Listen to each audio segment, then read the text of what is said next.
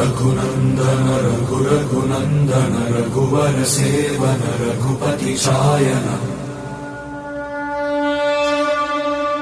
शतयोजन शतशतयोजन शरधि नियोजन शरपरिलङ्घन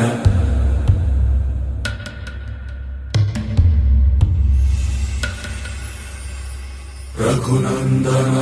रघुनन्दन रघुवर सेवन रघुपति शायन शतयोजन शतशतयोजन शरधि नियोजन शरपरिलङ्घन हरिभाजन हरिभाजन हरिमदभाजन दशमुख कंपन